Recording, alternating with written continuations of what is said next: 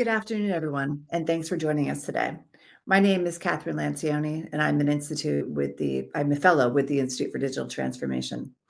Today, we are going to talk about women entrepreneurs and the challenges and the triumphs that we all face in this area. And coming off of Women's History Month, we thought it'd be a great way to end the celebration of Women's History Month and also to just sort of generate an important conversation about what's working really well for women entrepreneurs and where the challenges still lie. Um, Today, we're joined by an amazing panel of women that I have the opportunity to work with and ideate with on a regular basis, for which I'm very, very blessed. I'm going to introduce them all, but then let each of them talk about their backgrounds. So, as I said, my name is 𝗂𝗶𝗴𝗵𝘁𝘀𝗀. I'm a fellow with the Institute. Um, I'm a college professor, personal branding coach, communication strategist, author, and again, the lucky host of today's digital dialogue. First up is 𝗏𝗏𝘆 𝗜𝘂𝗏. She's the founder of XANT and also NPN, which is No Pressure Networking. Maggie, why don't you say a few things about your background? Yeah, well, first off, Catherine, thanks so much for having me and everybody on the panel today here. My name is 𝗏𝗏𝘆 𝗜𝘂𝗏. I'm the founder of XANT. We help executive leadership life coaches manage their practice in one place. We're a turnkey SaaS solution. So, like everything you would need to manage the back office and all the stuff that's not so fun, we do. And then we actually open that up to founders and help those founders get matched with those coaches. It actually helps increase a founder's success by 33%. So, why wouldn't we want to be a part of that? So, we opened that up in the last year. It's been really exciting. And then you mentioned No Pressure Networking, which is specifically a group for women. And it is based on the idea that if we bring women together and we lift each other up, we bring women investors, women founders into a room, what happens, then when it's in a no pressure networking environment. And I collaborate with 𝗗𝗶𝗴𝗵𝘁𝘀𝗀, who's the founder of Two Fit Brands, on that. We went from 0 to 2,200 women in our network in 8 months. And that was all through in-person events. So it's an exciting year ahead. A lot of other fun things going on. But it's also helped XANT tremendously by just being in front of founders who really need our services and can really benefit from those services. That's right. Great, Maggie. Thanks. Then thanks for joining us. Next, we have 𝗓𝗁𝗁 from Dial Zero Marketing. Hi, everybody. I'm 𝗓𝗁𝗁 𝗂𝗁. Catherine, thank you so much for doing this and inviting me. I am the founder of Dial Zero Marketing, which is our marketing agency for CPG product brands ranging from celebrity products all the way down to startups and new early stage brands. And then we also have 𝗗𝗶𝗴𝗵𝗁 Ventures, which is where we use those services at Dial Zero Marketing in exchange for equity or ownership of the business to be a true partner in certain brands, which is very exciting. So yeah, I'm very happy to be here. Thank you. Welcome. My pleasure. And finally, certainly last but not least, we have Naseem Sayani from Helm. Hi, it's nice to meet everyone. I'm Naseem Sayani, from venture partner, operating advisor at Howell and Invest. I am at the airport, so I apologize for the background noise. I've been in venture capital for about 7 years, investing specifically in female-founded teams across healthcare, future of work, and climate. I've been in this business for a little while, trying to move capital to female-founded teams, trying to shift the ecosystem, trying to make sure that we fully build out the other half of where founders are building businesses. And I come from a background in management consulting and venture incubators and product studios. I've been in every part of what it takes to ideate, design, and get a business off the ground. And I'm excited to be here. Thank you. Thanks for joining. All right, I'm going to jump right into these questions. And again, everybody, if you want to step in, please do. I think it's a lot more fun for everyone who's listening today for this to be more of a conversation than just simply a panel discussion. So let's all have fun with this. All right, Maggie and Ashley, this first question is for you.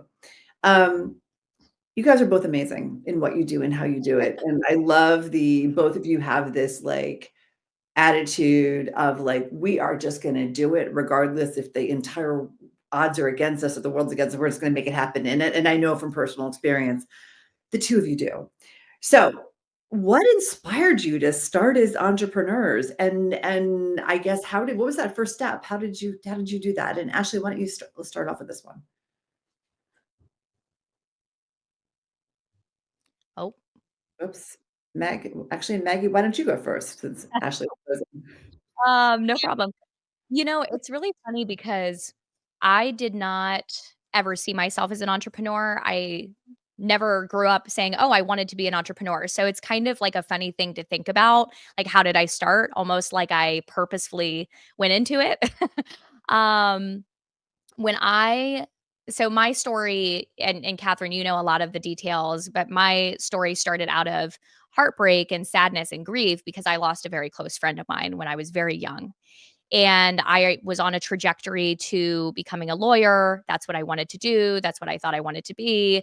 But after losing my friend, I was so I was hit with a lot of grief and I was having trouble with grieving. I knew I needed help. It took me a long time to get help. And very long story short, I had a therapist who took a chance on me for $10 a session, saved my life, changed my life. My pain turned into passion. I went back to school to study psychology. The story doesn't end there, though. I thought I wanted to be a therapist. I went down the road of crisis intervention. We worked with nonprofits. We went down a completely different path through that journey. And it wasn't until really a little bit before COVID, and COVID obviously heightened the need for these services. But through that journey and snowball just growing and growing, this pain turning into passion led me to say, I have to do something. And it's like this weird moment where you have a lot of imposter syndrome when you get into that place, right? Because you're like, well, who am I to Yeah. actually do something about this? But I remember distinctly feeling like there has to be a way to do something that would just bridge this gap between people in need who might have been like myself, might have even been like my friend, or and therapists who are altruistic, who are like the therapist I worked with, who might be willing to service people at such a low cost. And this idea of like, I guess I need to build an app, I guess I need to, I don't know. It's like a funny thing to talk about because people are like, well, how did you do it? Trust me, I actually did try to code it myself. And I think the most I was able to do is get like a cat on the screen. like, I knew very quickly I was not going to be the engineer or the developer to like build this. So I went online. I started searching for people who were engineers, who were developers, who were developing projects. And in my head, I just knew like, I can't do this by myself. I need to almost put together a team, right, that would help me build this. So in some ways, I would say I naturally knew, okay, I can't do this by myself. I tried, right? I got the cat on the screen and that's about it. But I need to find people. And I really didn't have anything else to lose at that point. I had already felt like I was in such a low place myself. I felt like I didn't really have anything to lose. So Right. I willing to just do. And you know me, a lot of people do say, "Oh, Maggie just does." Like, Maggie just like, she'll just do things. And not in an impulsive way necessarily, not in a way that's, like, dangerous, but in a way that is, like, in my mind, I'm like, "Well, I don't know how to build an app. I don't but I know that if I could just put together a team or if I could find the right partner or the right person, we could actually save at least one life, and that was worth it for me."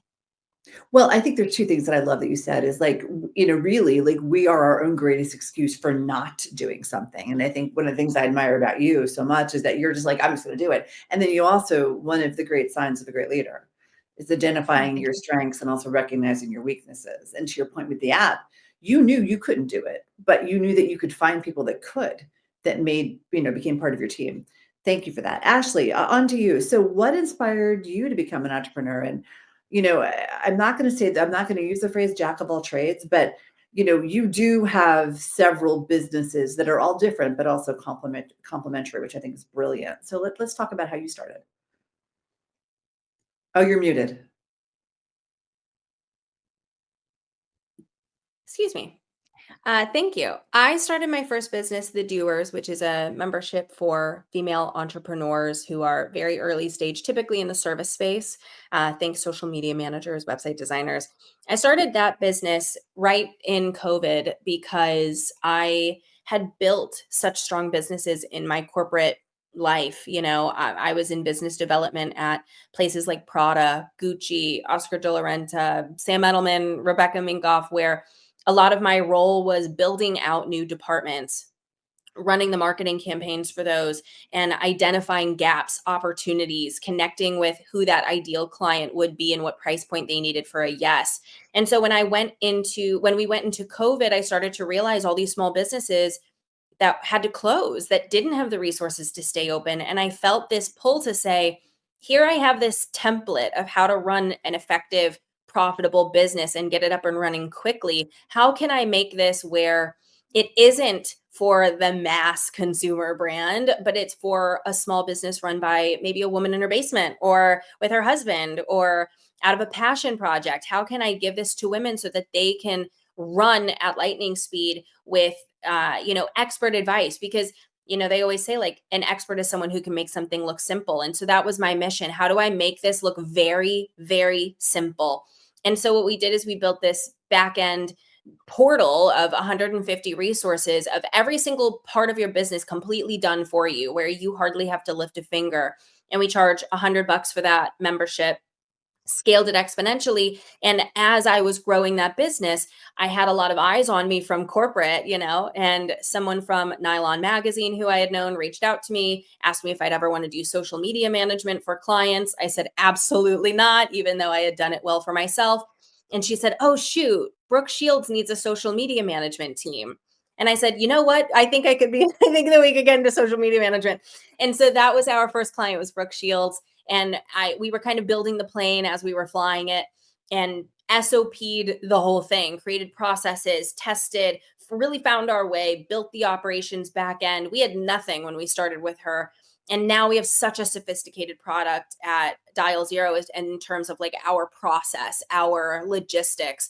And it's allowed us to really scale quite rapidly at 𝗗𝗆 in a really beautiful way. And so now that we have this team in place at 𝗗𝗆, we're taking that team and now expanding even further with 𝗗𝗄𝗏 Ventures to say, how can we bring this to women again at a very affordable opportunity where we can also be involved in the long term? So I think a lot of it is very similar to Maggie, where it's mission based. I think that without having a very clear mission of how you want to care and provide and serve others, it is very hard to stay involved. And with so much heart in the game, all I want to do is make sure that I'm showing up for these women on a daily basis, and it pops me out of bed and it keeps me interested. And, so I think that it kind of all circles back to knowing like what you'd like to be in service to. Yeah, I mean, I think what's so fascinating to, again, what I admire about both you and Maggie is you guys understand your why, right? I've worked with so many female entrepreneurs who don't understand their why. They just have an idea, but they don't know. It's, you can have the greatest widget, as they always say, but if you have no purpose for that widget, it just remains the greatest widget.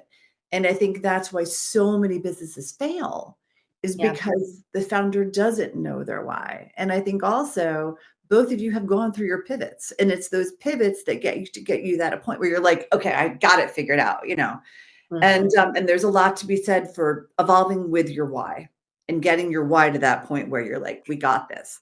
Yes. All right, Naseem, power woman in a man's world, to say the least.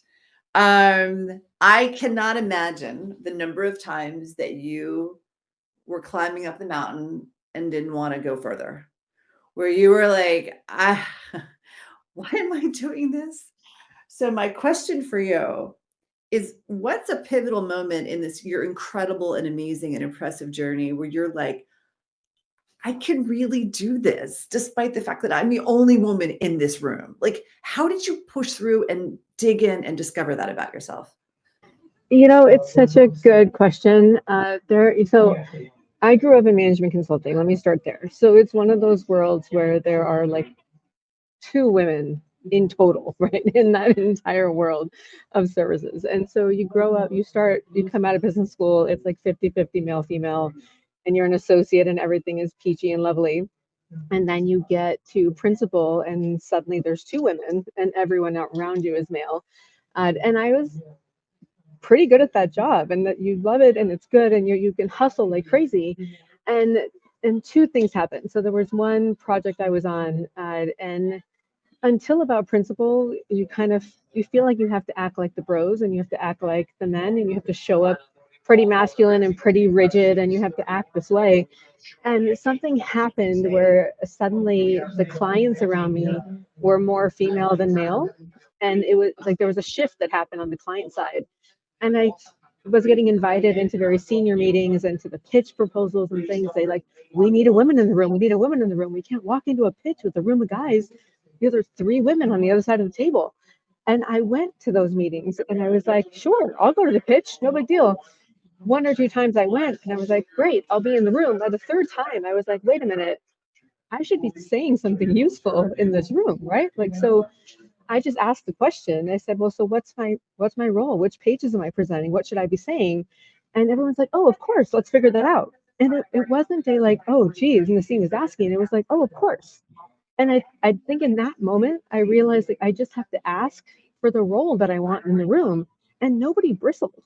And what I realized was that I have a voice I can use, and I wasn't using it. And that is the thing. It was a light bulb moment where I just like, wait a minute, like I can actually play a bigger role in this room. I have to ask for the role I want to play, and let me just ask for it. It was just a realization moment. And so I was filling a space. I wasn't filling as big a space as I could be filling. And that was, I didn't realize that until that moment. And then the other thing that happened was on this one of those projects, then the CEO is female. And what she had started to notice was that one of the senior partners was cutting me off pretty constantly during like steering committee meetings. And I noticed it, and I was trying to not have it happen. More importantly, she noticed it. And so she took him aside after a meeting, and I didn't realize why. She was like, hey, so-and-so, could you just hang back for a minute? And she came to me later and she said, by the way, I talked to him because I don't want him to cut you off anymore. And I was like, holy smokes, like she didn't have to do that, right? And then he came up to me later and he's like, you should know. She talked to me and said, I can't cut you off anymore. And I didn't realize I was doing it. And it was one of those moments where I was like, okay, like again, there's a bigger space to fill. And I felt like I was doing well in the room, but other people had noticed and they were opening up the space for me to fill more space. And you just have to acknowledge those moments, and 2 things, right? Acknowledge those moments and step into them. And 2, not underestimate how good you are ever, right? Because I think we do this as women. We're like, oh, I'm pretty good, but I don't know. And I think that's when I said, like, if I feel like I'm good at it, I have to just fill the space and do it. Because I wasn't doing it until I got those acknowledgments externally that, yeah, I should fill the space. And these 2 things reminded me that I should. You're on mute. Whoops. Okay. You knew you should be talking. And what I love is that you just said, like, what pages do you want me to present?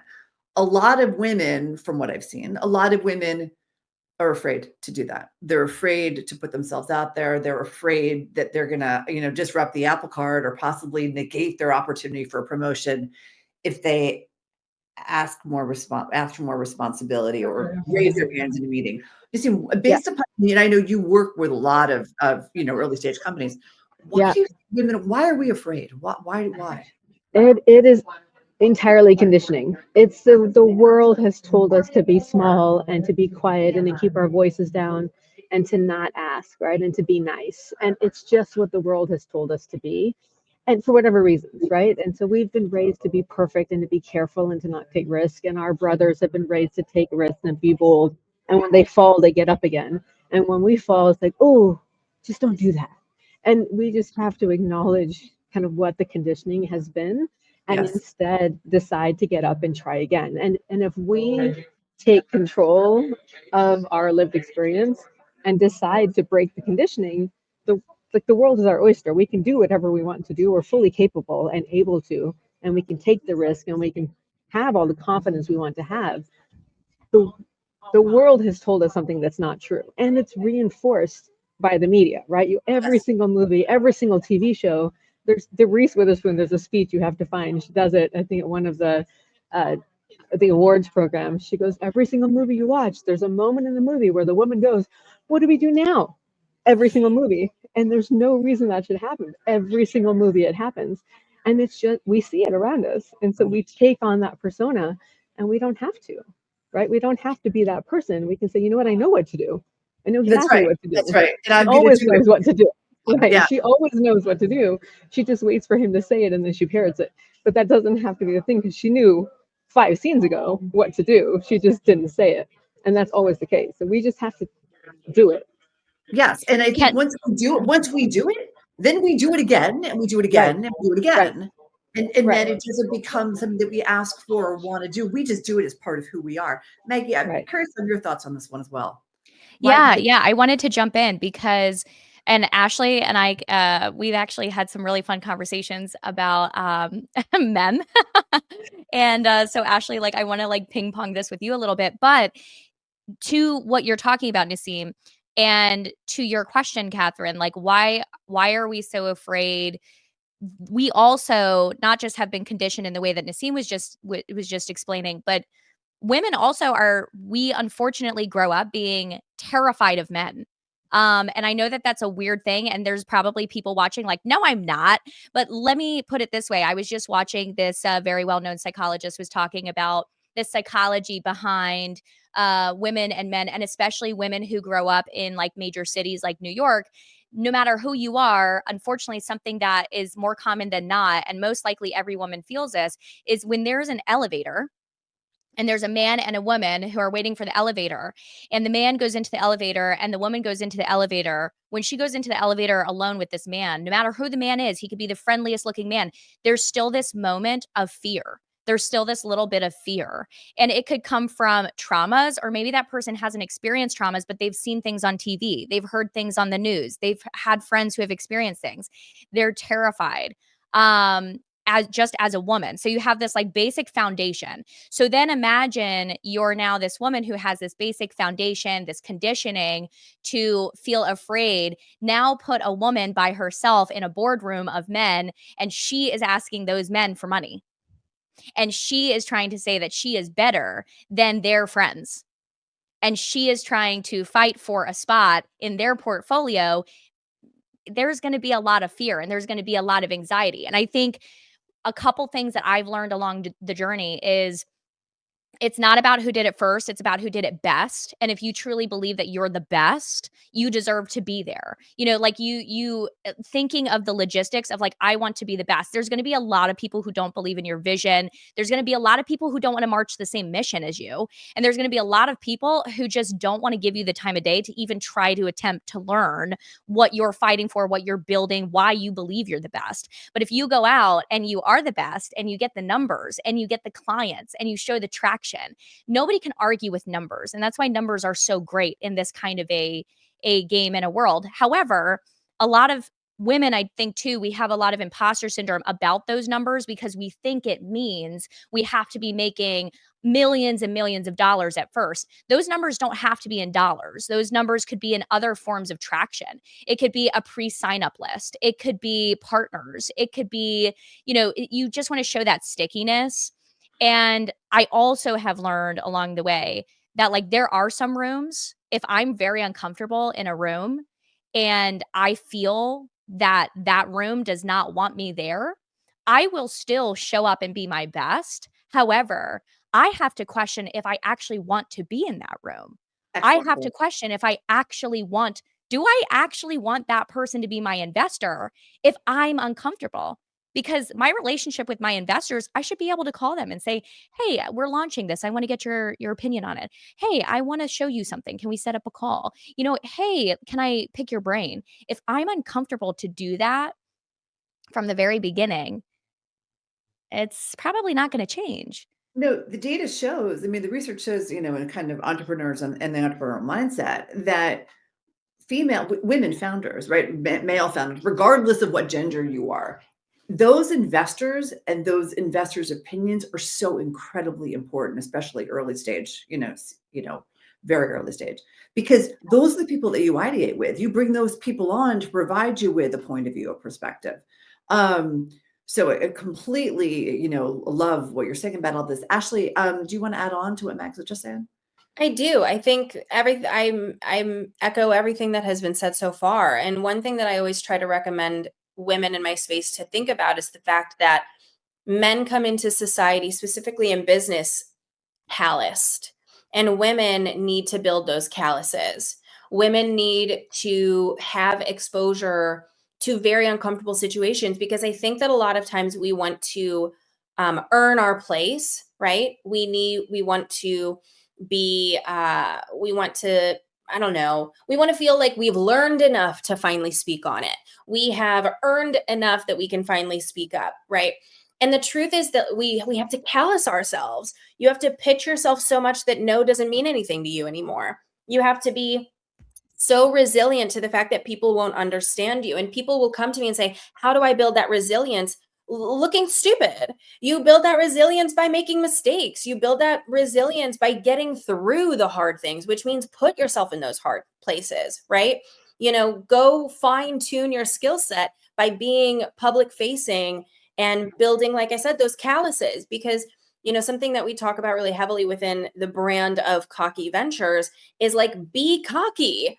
And I don't mean be arrogant. What I'm saying there is, like, if women take up that space, you will probably accurately show up as a founder. And so what does it look like to callous yourself a little bit, to build up a little bit of that toughness and that resilience through doing those hard things of making yourself feel vulnerable by hiring someone and maybe they are the wrong person, or taking on that line of work and maybe you do make a mistake, but then you fix the process, and saying the wrong thing and then realizing that's not how I want to represent myself moving forward. It's like women want to learn naturally. We want to learn and figure out the process before we get going, but that is not how those calluses are built. They are built through the work themselves and through getting yourself out there.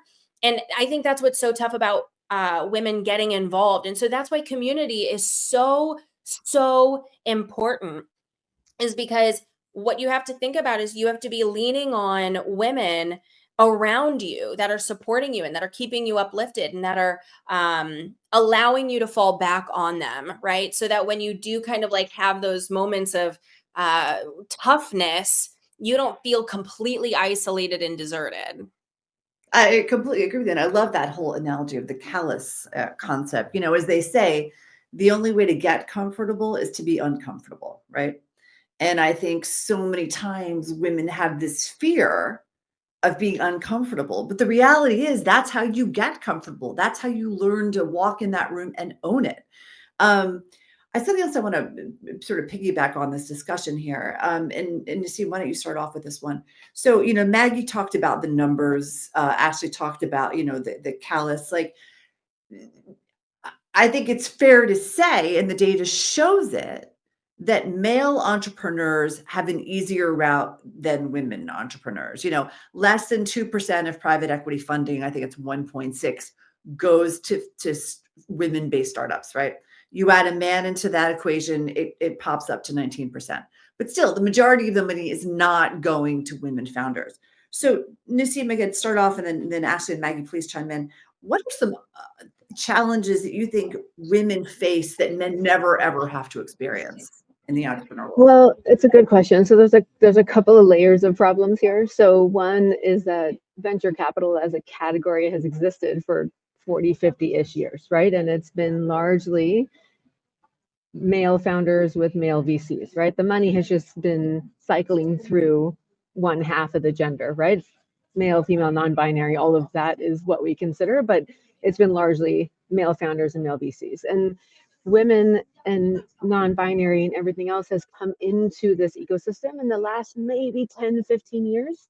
And so you have a whole set of what's called pattern recognition sitting in the system already. So signals of success, the way people organize, who you're attracted to as far as how you align, right? And so human behavior we've always been able to align to people that are like us. This is just how we've built communities over time, right? So that pattern recognition has always existed, and it also exists in who we write checks to and how we build affinity with people that we want to build businesses with. This translates into every part of our lives. And so this is the pattern recognition that has driven how capital has moved in the system. Now you put other genders into this, and now you have to infuse different pattern recognition into the system. So the first time that there was a female founded venture fund in the system was only about 13 years ago. So this is the first time you had women in the room even saying, hey, I'm going to write a check too. And so we're bringing different pattern recognition into the system. We're bringing different use cases into the system. We're saying different words. We're wanting to invest in different things. And so we're infusing it with different things. Now, big tranches of capital are already moving. And what's been happening is that people have been writing checks to their friends are building businesses, those friends are exiting, they're putting their own capital back in the system. And that is a flywheel that's been built for a long time. And the networks are built, the relationships are built. And I've been in a lot of different sectors where they're very heavily relationship driven. But this sector in particular is heavily relationship driven. And so unless you're going to spend time building those relationships and spend time meeting people and greasing the wheels and out spending the time, doing the coffees and the lunches, etc., it's going to be very hard to get the checks quickly. And so I will have a lot of conversations with female founders, and they will say, oh my God, that duo of male founders raised 10 million over a weekend. And I've been fundraising for 2 years and I've only raised 3 million. And you go, well, yeah, because they actually spent the last 18 months greasing the wheels on those relationships. And so it was a text message and they raised money over a weekend. The first time I meet a lot of female founders, it's when they're pitching me. And it's going to take a long time to build those relationships. And so we actually, as the other half of the ecosystem, have to spend time building relationships. And we're entering the ecosystem fresh. And so we have to spend time on the relationships. We have to cross this gender divide and start to build social capital across the genders and really start to build networks across. We have to start to understand the language that sits on both sides of that gender divide. We have to understand each other's use cases. We have to be able to say things like menopause on both sides of that ecosystem. We have to understand the use cases on both sides. We have to, there's a lot of things that have to move in terms of awareness. Yeah. And I hear stories from female, especially I'm going to use women's health as the example. You walk into a room and you start to talk about pelvic floor or menopause or these things, and men don't know these things yet. It's not language that we've talked about. It's been covered in stigma for years. And so unless also we as women are going to take stigma off of these things that have been very unique to women for a long time, it's going to be very hard to break through. And so we have to take the stigma off of these things that have been part of our lived experience, say things out loud, express them out loud, talk about them out loud. And then the last part I'll say is that we also we being women will often tell stories that lead with pain first. Yes. And we will be like, I'm going to take this pain out of the system, and 5 pages into the deck, I'll tell you about the numbers and how much it's worth. And that is simply not how our male counterparts are telling stories. They are starting with the money, and then 3 pages in, they're telling you about the solution and the pain that they're solving. We have got to talk about the money first. This is the market I'm after. This is how big it is. This is the problem that's in that market. Here's my solution, and here's how I'm going to go get it. We have got to come out with the money quicker. And if we do that, this venture is a money-making business. As an investor, I need your business to exit within 10 years because that's my commitment to my investors. But if I'm 5 pages in and I don't know how much it's worth, it's very hard for me to write you a check. And so we need founders to understand the investor's business model and deliver a pitch that understands that business model. And if we start to do that better, a lot of these conversations will shift more quickly. Well, and I love, as to your point, so there's 2 fascinating points that come out of what you just said. One is on time commitment to get that check, right? The data shows that it takes between 6 to 10 months for the average investor to decide to invest in a company, right? So it's not just a quick text over the email. Here's my deck. Here's the link to my, data room. Can you, give me $20,000? It doesn't work that way. And I think a lot of founders go in thinking, oh, I'm going to raise $1 million. I'll do it in a year. Good luck if you haven't established those relationships. And the second thing too, and I know we talked about this at South by Southwest, was when women lead with emotion with their stories, because the male investor wants the numbers. What do you need? What are your projections? What's the timeline, right? But if we lead with emotion, we fall into gender stereotypes, first thing. Right. And the second thing is we lose the connection with the potential investor. So they're already waiting for the next pitch because they're sick of the emotional story that you're sharing. They want to know what the investment, what's the investment opportunity and what's the potential return. Right. We also have to be able to tell an exit story, right? And so I'll meet a lot of early stage founders and you'll ask them, so what's the exit? What does this become when it grows up? And they'll say, oh, I haven't thought about that yet. Yeah. You know what? Pre-seed seed, talk about the exit. We have to know where it's going to land. I have to know when it's going to exit. What do you have in mind? Who's the relationship? Where does it go? You have to have thought about those things. Because again, my business model relies on an exit. And if you haven't thought about it, go think about it, come back and talk to me in 6 months, because I will figure it out. I have to figure it out, but I want your point of view before I go figure it out. But you have to have thought about it. That's right. Maggie, why don't you chime in here?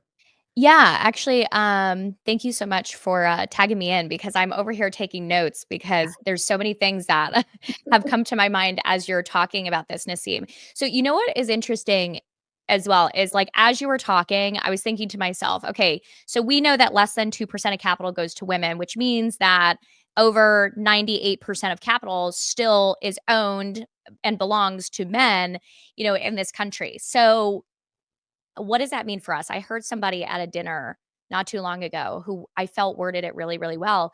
Somebody was basically challenging the perspective and was like, well, she was a tired founder. She was exhausted. She was like, listen, I just don't want to have to morph, my goals and the things I'm doing for men all the time. And she was like irritated about it. And I think we can all like sympathize with that, because it is a little irritating sometimes. But it's almost like if you're if somebody is achieving something really great, or if somebody is ahead of you in something, or like in my mind, I think of like a horse race. Like if there's a horse trainer and the horse is constantly winning over and over and over and getting all the sponsorships and getting all the dollars and getting all the partners, what do you do in that situation? Like, are you just so upset that this person is winning over and over and over, or this horse is winning over and over and over? Or do you figure out, okay, what is the trainer doing that's successful? How do I play the game? How do I join in the game? And something that this person said at a dinner was, well, we have to play the game. Like right now, we can't change magically overnight that 98% of capital still belongs to men. We can incrementally change that. We can do other things to infuse capital into women-led companies. However, how do we play the game? And I think it's super interesting, because on one side, we do need to learn how to play the game. And there are things that like our male counterparts, have done that we can learn from, that are successful. Like Naseem, you mentioning the pitch deck, that's so valuable, because it is true. We tell a story. We are emotional beings. We want to lead with emotion, because that's how we connect with people. However, investors who have certain benchmarks and metrics and need to know certain numbers, they can hear about the story later, or maybe when you guys first meet, maybe you bond over that, maybe. But like when you're just sending out your pitch deck, you need to lead with that traction and those numbers. And you can look up like online, look up like successful companies that you like. Like I'm just going to pick a random company. Let's say Uber. Look up online Uber's pitch deck. You can find their Series A, Series B, Series C pitch deck online, and then compare it to yours. Like, how are they leading with numbers? What's on their slides? What are they doing? You can learn from that. But also at the same time, I have met a lot, especially with no pressure networking. Our biggest goal with that is to infuse capital into women-led companies and help those women really get access to rooms that can grow their business, grow them as leaders as well.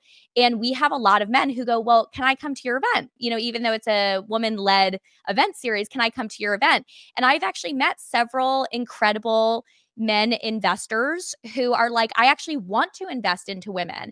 And something that I notice with those men is that they want to know what matters to us. Like they actually are curious. And I think that there is something to say about the amazing men out there who are trying to invest into women. They do something a little bit different than maybe other men who really, could care less. Like things like the pelvic floor, like, like men who actually care about making good investments. They look at it as like, I want to understand the investment potential, but they also, to an extent, will try to learn what's important to them, which is really beautiful when you see that happen, because we are constantly trying to figure out what matters to them, right? Like as women, we are constantly trying to appease men, and that can be exhausting. And then when you have somebody who's like, actually, I want to know what matters to you, it's like, whoa, oh, that's so nice. So I You're like, also want to what? kind of give credit to them. Yeah, you're like, shocking. But I'm sure that there are some men watching who are incredible men who actually care, and they're watching this because they also care. Because why else would they watch, 4 women on a call on a Tuesday talk about, like our journeys and the struggles, right? So I also kind of want to give credit to them, but I do think that as women, it is a game. You're entering a different world. Like when you enter the world of investment, especially VC, it's a very different world. It's a different bubble. And like look up larger companies that are successful and try to find their pitch decks and compare it to yours. So Love those that. are just some thoughts. Yeah, it's great stuff. Ashley, I'm sure you have some great thoughts on this one. Make sure you unmute. I do. And I think that one of the things that we have to come back to is you're allowed to want what you want, and I think that as women, I think that sometimes we try to say, what is the world that exists and how do we fit into it? And we don't often ask ourselves, like, but do I want to fit in that way? And I bring that up only because, to Maggie's point, working with who you work with and having the cap table that you have or want and et cetera, et cetera. Sometimes we look up to these milestones that we know we're set to achieve. And we say, when this happens, I'm going to have it XYZ. And then we get there and we say, but this doesn't feel like it aligns with me. And so I also think that we have a unique opportunity to kind of make sure that the people who are investing in us, that we are allowed to say, do we align with their morals and values? We're allowed to say, do I actually feel like they have my back? And so I also want to just remind women, and to the men that are listening, but remind women that, like, as you are also in these negotiation spaces, not to take pennies, right? Not to take like what you can get, and to remember that you have an opportunity to contribute as well. Like what I need to see, what what matters to me. Because in a negotiation, both parties are important. And, in business specifically, I want us to all remember as well that, like, as we have these conversations around business, I don't want anyone to feel like you have to enter into a room saying, well, if this is all that I can get, I'll take it. I do want us to all remember that we're also allowed to say, is this genuinely what I want to be or want to have or do? Well, I think I think there's so much that women face that is unexpected. And I think so much of it is we sometimes we have an idea, right? We've been talking about the importance of the why. We've been talking about the importance of the exit. We've been talked about the importance of defining roles and asking for those opportunities, because they're not necessarily going to be given to us, right? So one thing I want to talk about is, how can we start earlier? In other words, what are some things that colleges and universities can do to help prepare, women entrepreneurs? I know I went to Cornell undergrad, and we have a wonderful entrepreneurship program. We have, it cuts across the university, grad, undergrad, all of that. And we have a lot of women in that program. And I know that Cornell is not unique in that. Many schools do. So what are some of the things that you think they should start teaching or doing at the undergraduate or graduate level with women who would like to be entrepreneurs? I have thoughts here. Please. I'll just tap in really quick. I think that any opportunity for a young woman to defend herself when she's young will be where those calluses start to build, coming back to that original point. Any opportunity for her to put her business or her idea on display and have holes poked in it, getting used to that process of, maybe you need to think of this differently. Maybe there's a better way to do this. Defend your idea. I think that any opportunity like that is so helpful to a young woman, so that experience doesn't happen for the first time after she's seen success and is now going after her own venture. Yeah, in that boardroom. Yeah. And Nassim, why don't you go next on that one? Yeah, I would go way further back. I mean, that confidence gap starts 7 to 14 years old, right? Yes. And so I want to go back to grade school, and I want to teach financial literacy in grade school. I want to get at the math and science where that difference starts to happen, and suddenly young girls hit 8 years old and they all of a sudden start to think they're not good at math. Let's get at that very early, and let's teach financial literacy very early, because this is a whole different call, but the other thing we need to get at is why women also don't understand that they can be investors in the same way that men think that they can be investors. And so if we could teach all of that financial language earlier, and we can pair that with learning how to defend themselves, learning how to speak the language, learning how to think about business, standing up business ideas, tearing them down, building them again, learning how to fail, building it up again. All of that can be taught very, very early, and those skill sets start very early. Let's do it in grade school. I love And that. then you can build into entrepreneurship, you can build into pitching and learning how to be strategic and learning that language. That can all happen all the way through undergrad and grad school, but that toolkit starts early. And for young boys, it happens organically. They're surrounded by their brothers and their fathers and their uncles, and they learn that very easily. Young girls don't learn it organically, and so we have to surround it with them very deliberately, very early on. We do. And I also, one thing I love is also teaching those communication skills early on too, because, for women to run the room, for women to own the room, we need to know how to do it. So I'm right there with you. Maggie, any thoughts on this one? Yeah, lots of thoughts, but I'll give it to you in three. I'll give it to you in three. So first is internships. Like, colleges and universities should be highly encouraging, if not making it mandatory, for students to have hands-on experience through internships. We, over the last several years, we have helped over 100 young people go through internships with Zant and come out with not just experience, but tons of opportunities, introductions.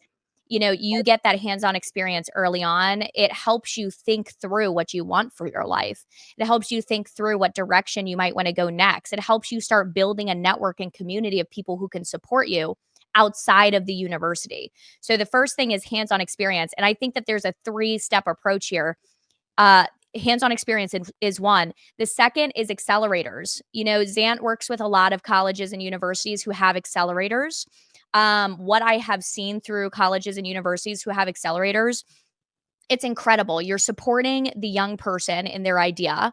You're giving them more introductions into the world of business. You're giving them a little taste of what it might be like to be in an accelerator outside of the university, or prepare them for even VC capital if they believe they're going to go on to be an entrepreneur. And I've seen some really great programs. Suffolk University is a great example. They have the Startup in Residence program. That's a 2-day programming where they actually bring outside entrepreneurs into that school and into the environment with students to facilitate introductions, to create opportunities, to show them a real entrepreneur who can talk to the ups and downs of entrepreneurship. So have an accelerator. And if you can also invest into your own students and their ideas, they're more likely to take that out of the university when they graduate and build an actual business. So I think that accelerator programs are just incredible for young people. And the third is actually entrepreneurship programs in themselves. There's business programs with so many different colleges and universities, but if you can create an actual entrepreneur program, I think that that's really important, because what that does is it brings students together who also share this interest in entrepreneurship, so they're less alone as they're graduating school. They also have resources that the school has access to early, which does contribute, by the way, to like some of the relationship building that Nasim was mentioning earlier. A lot of men, the reason why they're building these relationships out of college is because they're in programs already. They're in fraternities, they're in these societies in their college and university, and they come out with those relationships. So if we can do that for women, and really create a safe space for them to realize, hey, you don't have to be alone, and you also can support each other. And the school is going to back you with resources. I just think it's so important. So if I had a university or a college, my program would be focused on hands-on experience through internships. It would be supporting the idea, investing into the idea through accelerator programs, and then also having an entrepreneurship program dedicated to entrepreneurs at the school that could support them with the resources that we have as a university and college. So those are my little 2 cents, or maybe 3. Love that. Okay, we've got a few minutes left. So last question. What's one piece of advice each of you would give to a woman who is thinking about launching a business, or has launched a business but feels very frustrated? Nasim, I'll let you start off. Well, I would say find an entrepreneur who is a couple steps ahead of you, and talk to them. Find out what they did that worked, what they did that didn't work.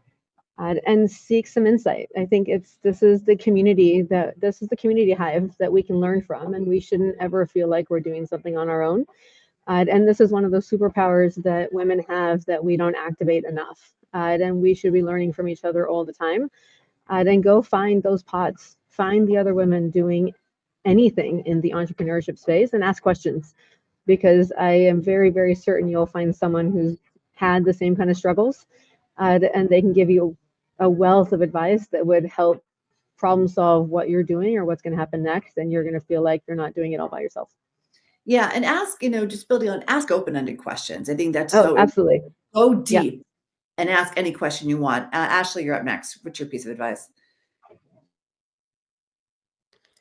I think that my piece of advice for anybody interested in entrepreneurship would be to not overcommit at the beginning to what you will do in your future. I think one of the most beautiful parts of entrepreneurship is allowing the road to kind of show itself to you and having opportunities reveal themselves to you in such a surprise element.